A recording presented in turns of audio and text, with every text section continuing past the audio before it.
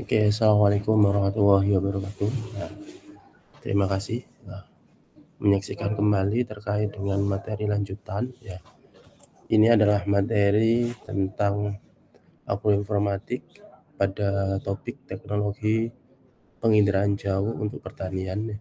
Atau biasa lebih spesifiknya adalah remote sensing untuk pertanian. Tetapi di sini yang ingin saya sampaikan adalah bahwa penginderaan jauh ini diperuntukkan untuk pertanian presisi.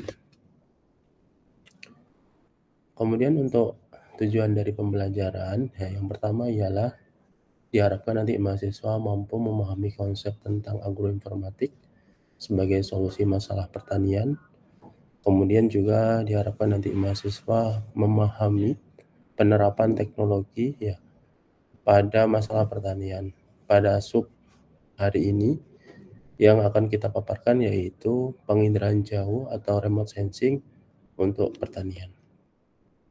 Kemudian, ya, untuk outline dari, ya, pemaparan hari ini, kita nanti akan mempelajari apa sih sebenarnya remote sensing itu sendiri, kemudian cara kerja dari remote sensing, dan yang ketiga yaitu bagaimana penerapan remote sensing untuk pertanian.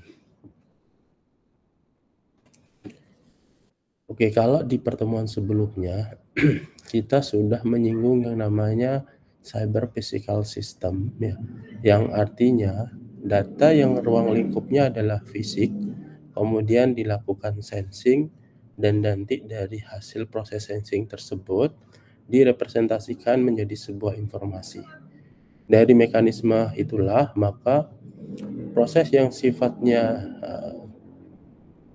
membutuhkan waktu lama, ya, atau jarak yang menghalangi dengan penerapan cyber physical system yang sifatnya jauh ataupun lama itu akan lebih cepat dan semakin efektif.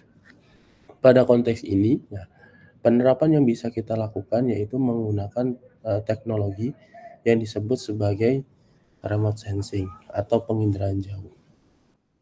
Ada yang mau menjawab apa kira-kira definisi dari remote sensing? Oke, secara definisi, remote sensing ini juga disebut sebagai mengumpulkan sebuah informasi tentang sebuah objek yang dimana objek yang kita identifikasi itu tanpa, ya, ada kontak langsung dengan objek tersebut. Artinya apa?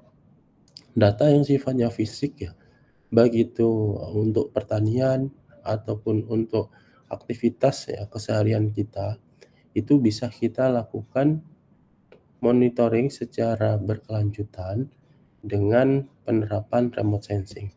Pada konteks remote sensing ini, ya, perlu kita pahami bersama bahwa penerapan remote sensing itu tidak lepas dengan adanya sebuah sensor, ya, yang dimana sensor itu mengcapture sebuah gambar atau image.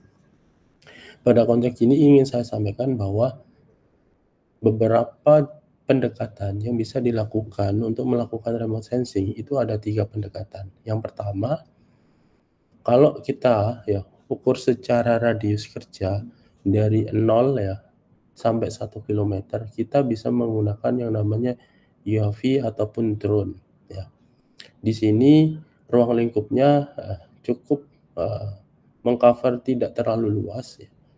Kemudian keuntungannya, ya, ini akan memperoleh hasil resolusi yang sangat tajam dan beberapa kompatibel dengan sensor yang disebut sebagai LiDAR.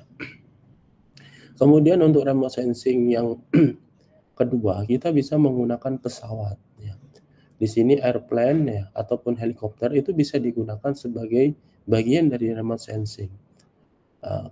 Kelemahannya apa? Kelemahannya secara jangkauan ini adalah small coverage, berarti ruang lingkup yang bisa di-cover untuk melakukan penginderaan jauh ini juga terbatas. Kalau sederhananya, UAV itu bisa mengcover kurang lebih 1 desa, ya. Kemudian kalau pesawat itu bisa meng-cover satu kota atau kabupaten. Nah, menariknya yang ketiga ya, itu adalah menggunakan satelit ya. Ini keuntungannya adalah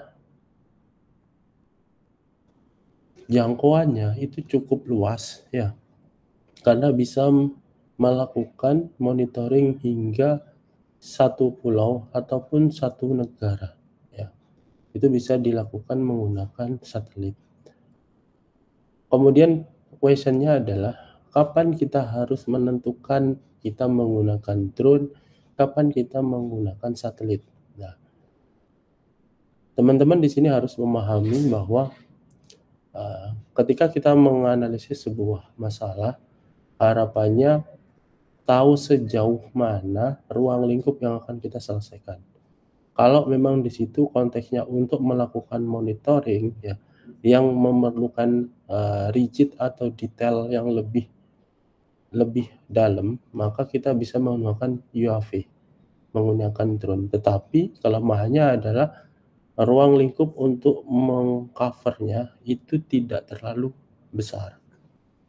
Sedangkan kalau di antara UAV dan satelit sendiri itu ada menggunakan pesawat ya. Di pesawat sendiri ya kelemahannya itu kita masih menggunakan operator ya di dalam mekanisme pengambilan datanya. Tetapi ya yang ketiga yaitu menggunakan satelit ini sudah otomatis ya bekerja ya berputar pada orbit tertentu yang dimana nanti akan mengcover sesuai dengan area cakupannya. Dan ini kalau ibaratnya teman-teman mau melakukan mapping ya mappingnya kemudian untuk Provinsi Jawa Tengah, nah ini dengan satelit sangat memungkinkan dan ini bisa akan lebih cepat ya. Kalau sederhananya, kalau teman-teman di sini kemudian ingin melakukan pemetaan ya, pemetaan kalau dengan manusia mungkin memerlukan waktu 1 bulan atau 2 bulan ya. Kalau dengan satelit bisa saja datanya itu diambil di hari itu, kita bisa analisis saat itu juga. Nah, kemudian untuk ruang lingkupnya atau jaraknya sesuai dengan pada gambar ini bahwa drone itu maksimum di 1 km, kemudian di atas 1 km hingga 30 km ini adalah menggunakan pesawat. Berarti ini adalah radiusnya ya. Jadi kalau teman-teman di sini mau menggunakan drone untuk monitoring, berarti kita terbatas jarak ketinggian dari device kita atau perangkat kita ya, yang dimana untuk melakukan monitoring. Tetapi untuk satelit ini 30 km hingga 500 km.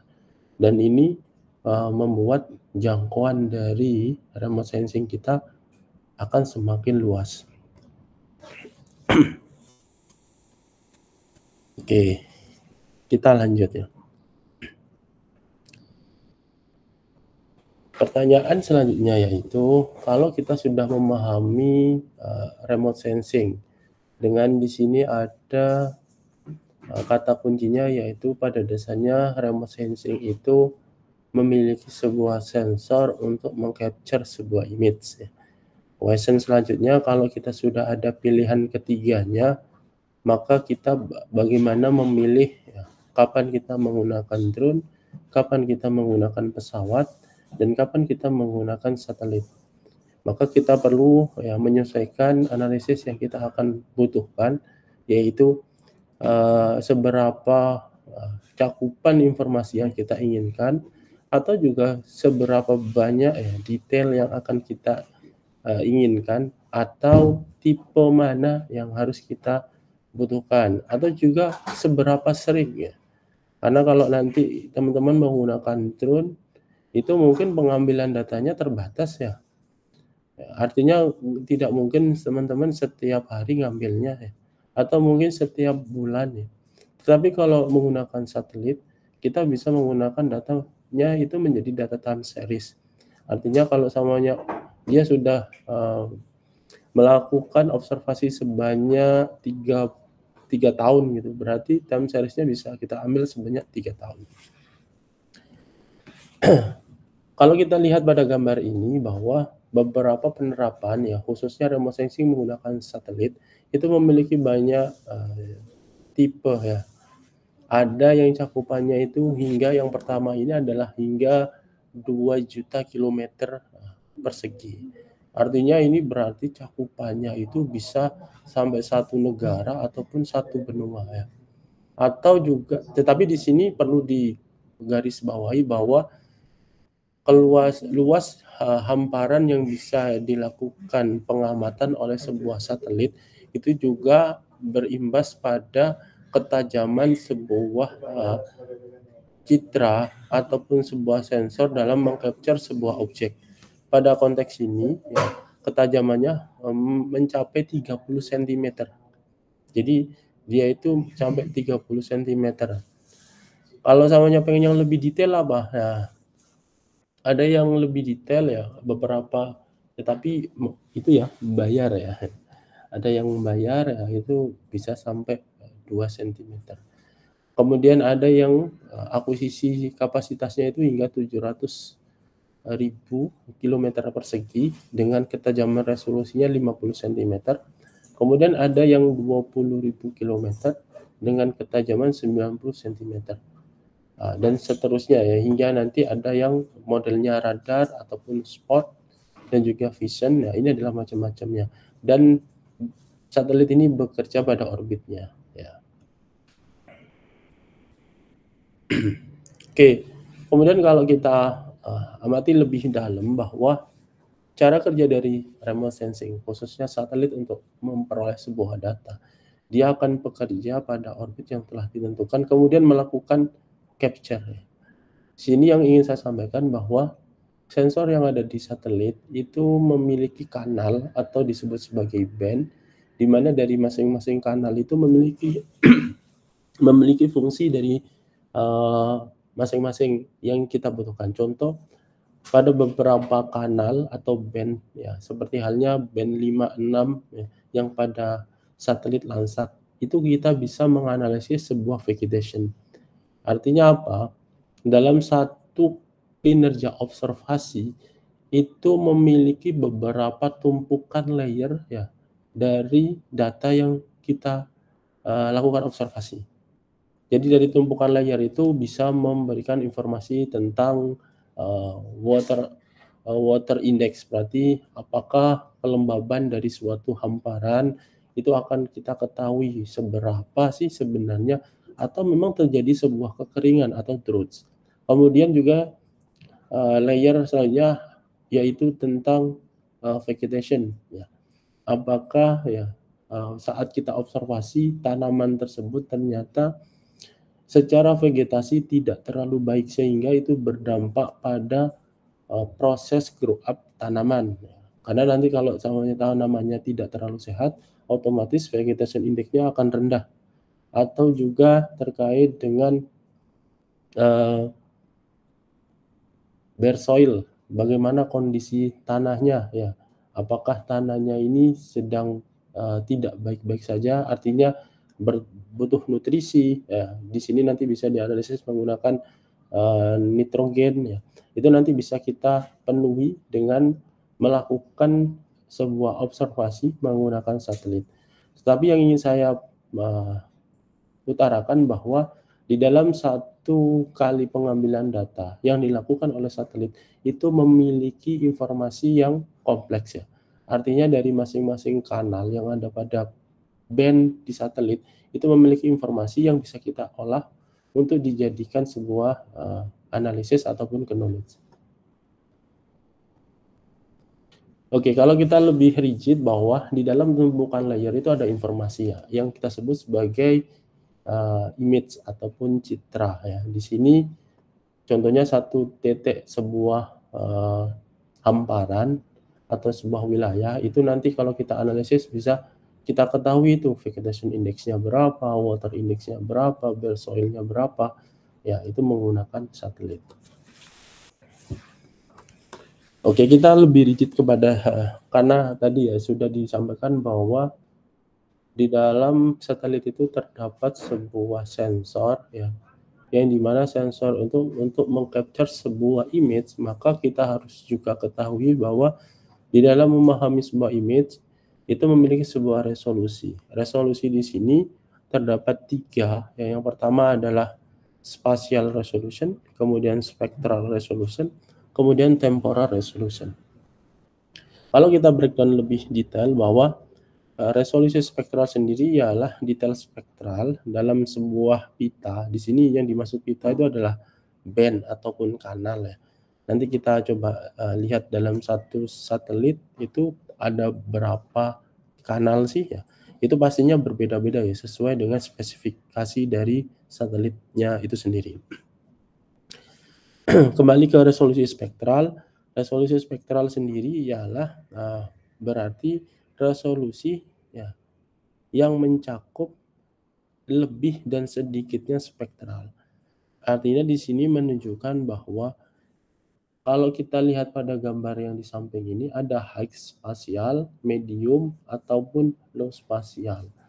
Ini berarti mengindikasikan dan juga berdampak pada sebuah resolusi capture dari image.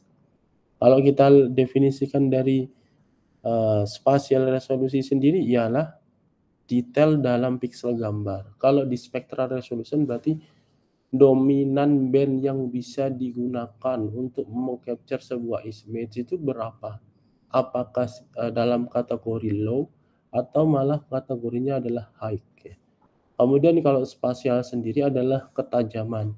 Kalau kita lihat pada gambar yang di samping ini, kalau yang low spasial berarti dalam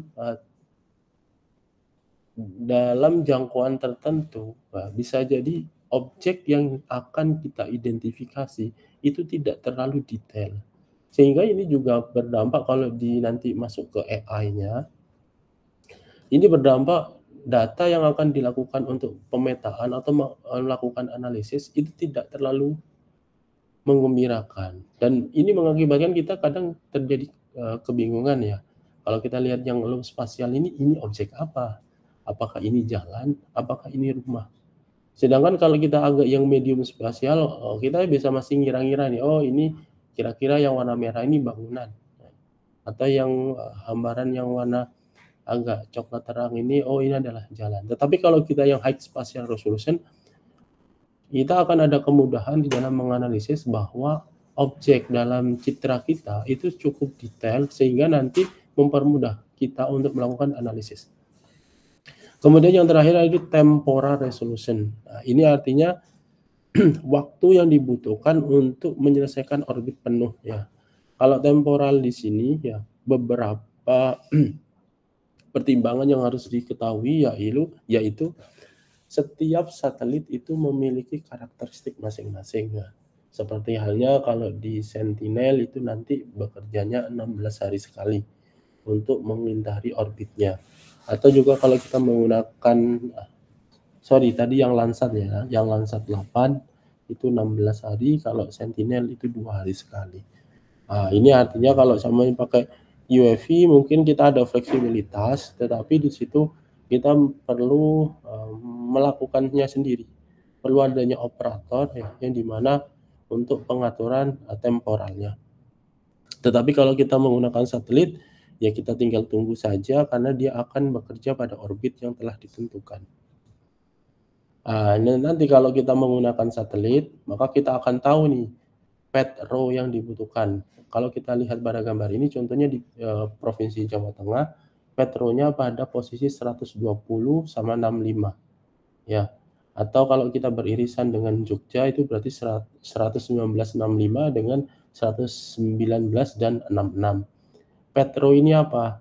Path-row ini nanti hubungannya dengan hasil dari observasi citra yang telah diperoleh oleh sebuah satelit. Kemudian pada titik tertentu kita hanya menggunakan path-row yang kita butuhkan. Contoh, kalau Jawa Tengah berarti kita cukup ngambilnya 120 sama 65. Tetapi tidak menutup kemungkinan di dalam melakukan capture kita ada beberapa potongan data citra itu mengambil pada path-row sebelahnya. Contoh nih, ada 120 sama 65. Bisa jadi ketika kita mengambilnya data itu beririsan di wilayah, contohnya kalau di sini mungkin ya, itu Magelang ya, berarti nanti irisannya adalah 120, 65, dan 119 dan 65. Irisan ini nanti 2 pet row ini bisa kita ambil dan digunakan untuk analisis spasial.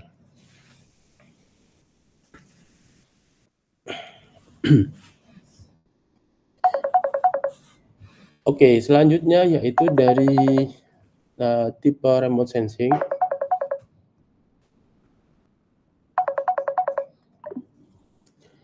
Tipe remote sensing sendiri ya, dalam kinerjanya itu ada 2 ya. Yang pertama yaitu remote sensing tipe pasif ya. Kemudian yang kedua adalah aktif. Ini yang saya maksud adalah karena di definisi pertama bahwa remote sensing itu tidak lepas dengan adanya sensor untuk meng-capture sebuah objek. Teman-teman juga harus tahu gimana caranya agar satelit itu mampu memperoleh sebuah data. Itu ada 2 pendekatannya. Yang pertama adalah menggunakan pasif sensor, yang kedua yaitu aktif sensor. Di sini kalau kita lihat pada gambar ya, pasif sensor itu sendiri berarti peran dari satelit itu hanya menerima approach dari pantulan sebuah proses fotosintesis. Atau kalau kita melihat yang aktif sensor, berarti satelit ya itu melakukan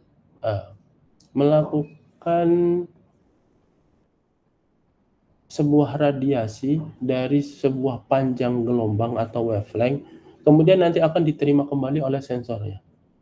Sederhananya kalau di sini berarti gini, pasif sensor, satelit itu kanalnya atau bandnya itu hanya menerima pantulan dari sinar matahari. Sinar matahari ini nanti ya melakukan radiasi kepada sebuah objek, kemudian objeknya itu memantulkan dan diterima oleh sensor yang ada di satelit. Tetapi kalau yang aktif sensor berarti ini ada radar ya, atau kalau di sini ada 2 ya jenisnya ya. Ada lidar sensor sama radar sensor. Radar sensor tersebut memantulkan wavelength ya. Nanti wavelength-nya itu ketika sudah kena sebuah objek ya di permukaan bumi ya, kemudian dipantulkan lagi ya wavelength tersebut ke sensor yang ada pada satelit. Jadi yang pertama ini pasif ya, yang warna hijau sama merah ini pasif, artinya menunggu respon dari matahari. Kemudian kalau yang aktif sensor ada inisiatif untuk mengirimkan wavelength atau panjang gelombang, kemudian dipantulkan lagi dari sebuah objek menuju sensornya kembali. Nah, pertanyaannya, emangnya bisa Pak kalau yang pasif sensor? Bisa ya. Karena contohnya ya, kalau kita amati tanaman ya, tanaman itu kan membutuhkan yang namanya proses fotosintesis ya. Berarti objek tanaman itu akan membutuhkan matahari. Ciri khasnya adalah kalau tanaman itu sehat, berarti dia akan menyerap panas matahari itu banyak. Dan dia akan melakukan abrus juga banyak. Tetapi berbeda kalau tanaman tersebut ternyata tidak sehat. Dia akan menerima ya radiasi dari mataharinya ini sedikit, kemudian nanti memantulkan abrusnya juga sedikit. Nah, itu nanti akan ditangkap oleh sensor pasif. Dan begitu juga dengan yang aktif. Tapi bedanya aktif, dia secara siklus bekerjanya sendiri karena pantulan wavelength-nya sendiri, kemudian diterimanya juga sendiri. Tetapi kalau yang multispektral, ini adalah dari proses approach sinar matahari. Dari kedua ini pasti ada kekurangan dan kelebihan ya. Kekurangan kalau di pasif ya, ketika terjadi mendung atau terjadi tutup awan, proses approach itu akan terganggu. Tetapi keuntungan bagi yang aktif sensor, kendala terkait dengan hujan ataupun kendala terkait dengan awan itu tidak berarti bagi aktif sensor ya. karena dia akan bekerja pada domain wavelength-nya tertentu, seperti itu.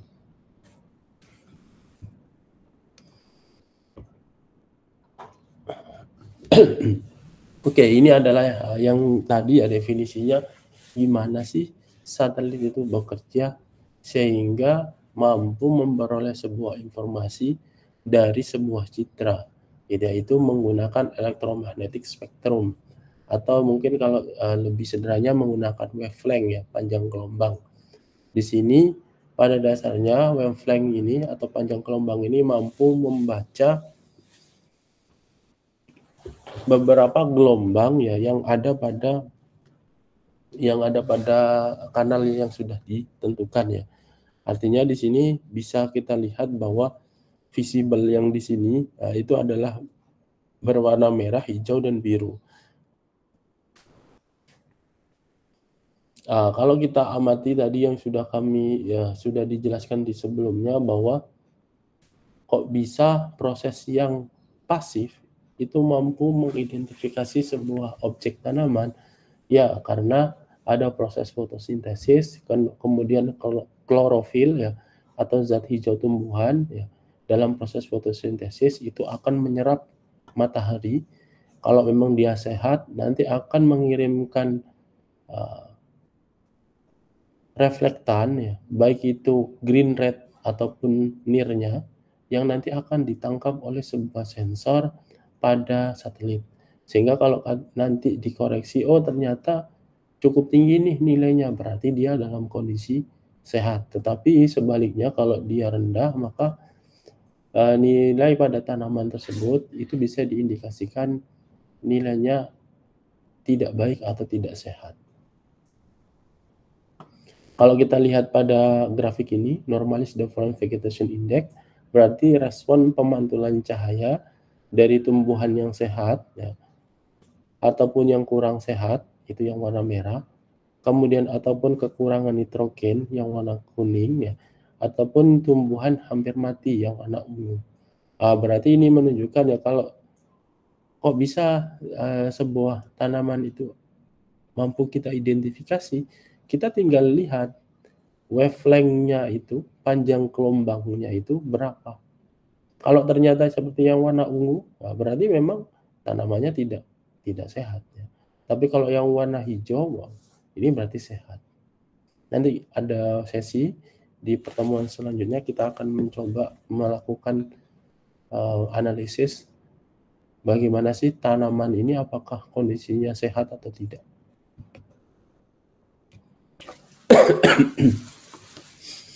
Kemudian kalau kita lebih detail ya, beberapa macam dari satelit ya, itu salah satunya adalah Landsat 8. Kalau kita lihat karakteristiknya, ini pertama kali diluncurkan tanggal 11 Februari 2013. Di Landsat 8 ini ada dua ciri ya, top of atmosphere sama survival. Kalau dari keduanya ini memiliki penciri kalau survival itu sudah hampir dibersihkan, artinya koreksi tentang awan dan sebagainya itu sudah dibersihkan. Tetapi kalau yang top of atmosphere itu masih ada potensi adanya tutupan awan ya. Dan pastinya teman-teman harus juga bisa memastikan data citranya itu nanti tidak ada awan yang menghalanginya. Kenapa? Karena kalau nanti ada awan yang menghalanginya, itu berpotensi mengganggu dalam menganalisis. Kemudian kalau secara ketajaman ya, ini memiliki resolusi 30 meter ya. Ini yang visible, near, sama SWIR. Tetapi juga di sini ada yang namanya panchromatic ya. Ini adalah kalau di sini bandnya itu ada B1 sampai B9 ataupun B11 ya. Kalau kita amati berarti di B2 ini deskripsinya adalah kanal blue, B2 adalah green, B4 adalah red ya. Ini ketajamannya 30. Kemudian di sini ada B8 15 meter. Ini disebut sebagai band panchromatic. Kalau dari datasetnya satelit Landsat 8 ini berarti Resolusi ketajamannya itu hanya 30 meter. Tetapi kita bisa buat ketajamannya menjadi 15 meter. Caranya gimana? Lakukan pangkrometik. Nanti dari kanal yang ada ini 30-30, kemudian ya dilakukan penyesuaian sehingga kalau bahasanya itu pansarpen ya, dilakukan pansarpen. Nanti dari 30-30 ini menjadi 15. Hasilnya akan lebih tajam dari sebelumnya. Kita nanti akan coba ya. Contohnya gimana caranya. Kemudian satelit ini 16 hari kerjanya. Jadi dalam satu waktu ya, contoh samanya sekarang sudah 16 hari di Purwokerto. Nanti nunggu 16 hari lagi untuk ke Purwokerto lagi. Ini yang kelas 8. Beda lagi kalau nanti menggunakan Sentinel ya, di Sentinel 2 itu ketajamannya ya di bawah 5 meter dan itu lebih rigid. Oke, ini adalah terkait dengan vegetation index ya. Vegetation index ini adalah menilai ya kuantitas vegetasinya itu berapa sih yang dihitung dari kanal near, infrared, dan juga red-nya. Ini yang tadi saya utarakan bahwa proses ya dari matahari, kemudian fotosintesis, kemudian nanti akan memantulkan ke satelit pasif ya. Di sini kemudian kita bisa analisis nih, kapan sih biomasanya berapa sih dari tanaman ini, karbonnya berapa, atau deteksi penyakitnya, atau mungkin dilakukan pemetaan ya terkait dengan penanamannya. Nah, itu nanti bisa. Cara menghitungnya nanti berdasarkan nilai near wavelength yang diterima ya, yang diterima dari satelit. Kalau yang bagus berarti visible-nya tidak dominan tetapi near infrarednya tinggi. Namun yang tanamannya itu tidak terlalu bagus, ini yang warna merah, berarti near infrarednya tidak dominan, visible-nya tapi dominan. Sehingga kalau dikalkulasi, nilai yang pertama tanaman yang kategorinya sehat ini adalah 0,72, tetapi untuk yang tidak sehat itu 0,14. Ya. Bagaimana indikatornya sehat ya? Indikator sehat itu ada constraint-nya yaitu minimal 0,6 ya. Berarti kalau di atas 0,6 kategori tanamannya ini akan sehat. Persamaannya yaitu nanti kalau kita menggunakan difference vegetation index adalah kanal near ya, infrared ini dikurangi band red ya. Berarti nilai yang diperoleh oleh near ini dikurangi oleh band dari red, kemudian dibagi nilai near ditambah nilai red. Ya. Kalau kita lihat pada grafik ini berarti spektral yang diperoleh ya nilai rednya itu kalau tidak dominan, kemudian nilai near-nya dominan, berarti ini kecenderungan adalah kategorinya sehat. Tetapi kalau di dalam grafik ini ada 3 ya, menunjukkan kalau itu hanya rumput ya, itu berarti warna yang hijau pudar ini. Kemudian kalau memang itu adalah tanaman yang kita identifikasi, itu nilainya yang dominan agak gelap, hijau agak gelap. Nah, ini indikasinya bahwa tanaman itu cenderung masih sehat. Kenapa? Karena nilai dari wavelength-nya, linear-nya itu dominan tinggi di atas 6 ya. Kalau samanya ini masih ambang batas ya, masih 0,5.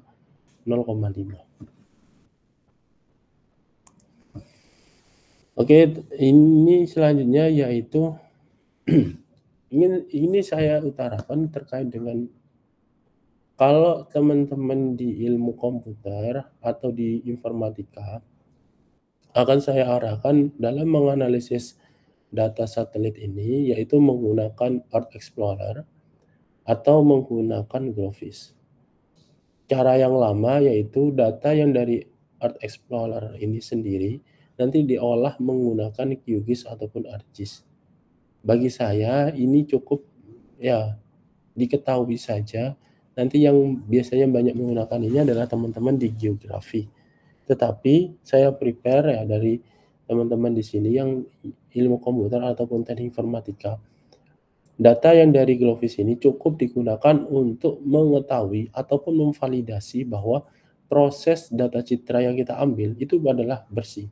Kalau kita lihat pada gambar ini ya, yang di bawah pojok kanan ini pet yang sudah kita identifikasi. Kita ingin mengambil data citranya ini ya. Kemudian dari data citra ini nanti potongan ini pastikan tidak ada awan yang menutupi objek yang kita ingin identifikasi.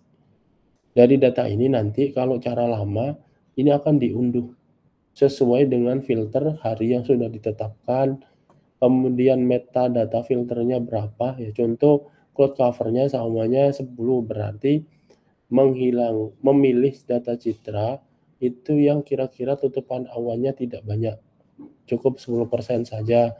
Samanya cloud covernya 10, berarti 10%. Atau di bulan-bulan tertentu ini nanti bisa dipilih kemudian di-apply. Tetapi kalau nanti cara kita dalam mata kuliah ini, kita cukup tahu saja bahwa data-data ini adalah bersih. Kemudian nanti kita cek ya ID dari data ini, kemudian data yang sudah kita peroleh dilakukan analisis menggunakan Python pada penerapan di Earth Engine-nya ya. Karena kalau di Earth Engine sudah berbasis cloud ya, artinya nanti teman-teman tidak perlu menginstall ArcGIS atau QGIS-nya ataupun mengunduh data satu persatu dari setiap petro yang akan dianalisis. Kita nanti fokusnya di penerapannya saja, langsung pada bagaimana sih kalau sudah ada data kemudian kita analisis. Kemudian dalam penerapan remote sensing sendiri untuk pertanian ada beberapa yang bisa kita gunakan ya, atau kita lakukan. Yang pertama yaitu mengidentifikasi kualitas udara ya, baik itu untuk mengidentifikasi debu ataupun kebakaran ya, ataupun polusi ya. Kita bisa menggunakan remote sensing ya. Artinya ini sangat membantu dengan contoh samanya daerah tersebut tidak terlalu bisa dijamah ya, atau memang daerahnya rawan, maka kita bisa menganalisisnya menggunakan remote sensing. Atau juga mengetahui tentang sumber daya air ya, baik itu digunakan untuk mitigasi monitoring banjir ataupun kekeringan, atau juga bisa digunakan untuk menganalisis dampak perubahan iklim ya. Apakah dari suatu wilayah tersebut ternyata dampak perubahan iklimnya yang dulu mungkin kebutuhan tentang airnya itu masih ada. Kemudian kita bisa proyeksi ke depannya, apakah 5 tahun ke depan potensi airnya itu masih tersedia atau tidak. Dibuktikan dengan apa? Dibuktikan dengan apakah di daerah tersebut area hijaunya cukup dominan atau tidak. Atau juga di land management, berarti ini pengaturan tanah ya yang digunakan untuk pertanian ya. Tapi semuanya ini hubungannya dengan pertanian ya, untuk mengetahui kondisi udara, kemudian air, kemudian manajemen tanah ya. Ini digunakan untuk vegetation index ataupun melakukan konservasi ya. Salah satu contohnya juga yang pada gambar paling kanan ini, yaitu melakukan pemetaan ya. Mana area pemukiman, mana lahan yang memang kita gunakan untuk penanaman, di mana yang memang area hijau tetapi bukan fokus tanaman yang kita tanamkan atau kita sedang tanami ya. Ini nanti mengindikasikan oh ternyata area wilayah tanaman yang sedang kita tanam itu memiliki potensi nanti kalau mau panen berapa ya, kita bisa nanti identifikasi. Ini beberapa jurnal ya yang terkait dengan pertanian, kemudian menggunakan remote sensing, yaitu untuk early warning ya pada pertumbuhan tanaman, atau juga melakukan mapping tanaman menggunakan machine learning ya, dan juga melakukan segmentasi. Ini juga adalah salah satu produk ya yang digunakan untuk pertanian ya, khususnya pertanian presisi, yaitu untuk mengetahui fenologi tanaman ya, dan juga untuk mengetahui kondisi tanaman ya. Dan di sini juga ada untuk pemetaan tanaman.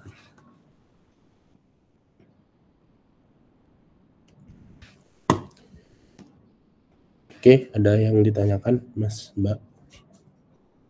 Oke, jika tidak ada, saya review ulang ya, bahwa terkait dengan remote sensing yang digunakan untuk pertanian ini, ada beberapa pendekatan ya, bisa menggunakan drone, bisa menggunakan pesawat, bisa menggunakan satelit. Dalam konteks ini, remote sensing yang akan kita pelajari yaitu menggunakan data satelit. Perlu dipahami bahwa remote sensing ini bisa bekerja itu karena adanya sensor ya. Sensor inilah yang nanti meng-capture sebuah objek. Ya, dari capture sebuah objek berarti teman-teman di sini harus paham ya cara kerja dari sensornya itu sendiri. Tetapi di sini saya pengen lebih dalam bahwa memahami sensornya ya, itu sebagai informasi kita sebelum menganalisis.